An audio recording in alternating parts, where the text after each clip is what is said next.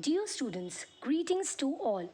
In this module, we'll be continuing with our ongoing chapter, Chapter 7, Structural Organization in Animals. In this module, we will be basically discussing about the muscle tissue or the muscular tissue. The muscle tissue, its origin is from the mesoderm of the embryo. Each muscle is made up of many long cylindrical fibers which are arranged in parallel form.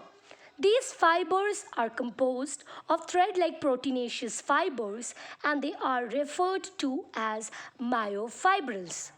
They are held together by connective tissue and there is no or absence of intercellular spaces.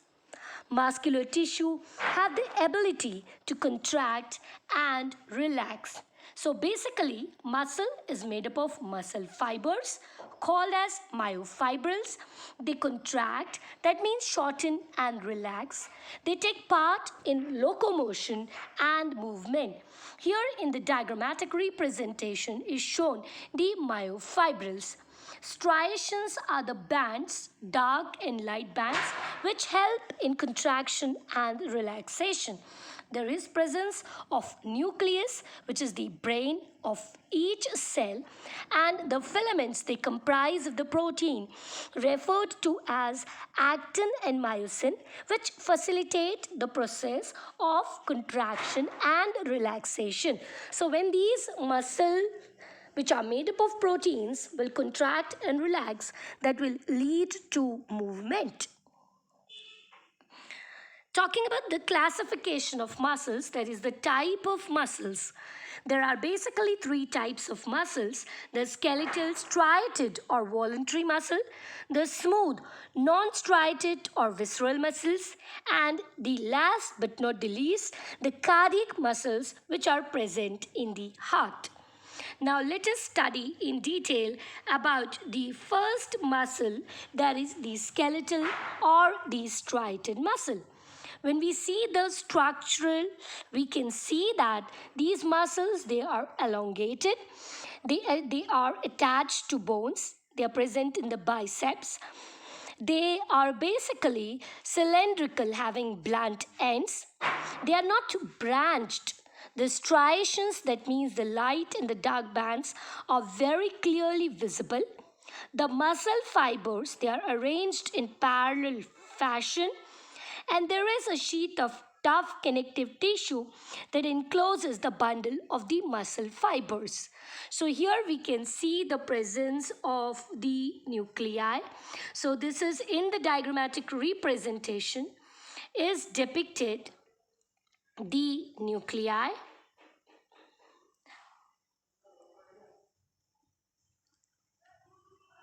So here there is the presence of the nuclei, and then we can also see that there are many fibers which are arranged, which are referred to as the myofibrils. This is the sarcolemma, that means the plasma membrane of the muscle. Here we can also see the blood vessels. The tendon is the connective tissue that helps to join muscle to bones. Talking about the next, that is the smooth muscle. They are basically involuntary, that means they are not under our control. They are spindle shaped. It means that they've got the tapering ends and a bulbous middle portion. They have one nuclei which is present in the center. Whereas when we talk about the skeletal muscles, they were having many nuclei, or they exhibited multinucleate condition. Here, these muscles are involuntary. That means they're not under our control. They are present in the esophagus, the iris of the eye. They are present in the stomach. They are unbranched. They consist of endoplasmic reticulum, which is called as sarcoplasmic reticulum, and contain the cytoplasm, which is referred to as the sarcoplasm. So the cytoplasm of the muscle is referred to as the sarcoplasm. So this is the cross section of the small intestine. We can also see the LS, that's the longitudinal section of smooth muscle, and the circular layer of the smooth muscles. Talking about these muscles, they do not get fatigued. The cardiac muscles, they are basically present in heart. So the location is heart. They bring about the pumping action, the rhythmic contraction and relaxation of the heart is because of the cardiac muscles. If you see the structure, they are cylindrical, but they are branched. They've got striations which are faint, that means the light and dark band, which are made up of actin and myosin protein, which help in contraction and relaxation.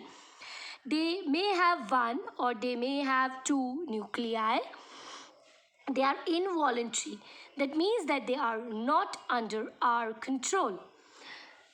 The cell junctions fuse the plasma membrane and they make them stick together. So intercalated disc, they allow the cells to contract as a unit. And when one cell will receive a signal, it will contract. And then the neighboring cells will also contract. So here is shown the diagrammatic representation of the human heart, which is basically four-chambered. And the cardiac muscles, how they bring about the contraction and relaxation of the muscular walls of the heart. So location of striated muscles, they are attached to bones. They are present in face and neck. Location of smooth muscles is in the iris of eye, the esophagus, and the cardiac muscle. They are present in the wall of the heart. So in this module, we had basically carried out a discussion on the muscular tissue. Hopefully, you must have garnered all the concepts thoroughly. In the next module, we will be discussing about the neural tissue or the nervous tissue in detail. Thank you.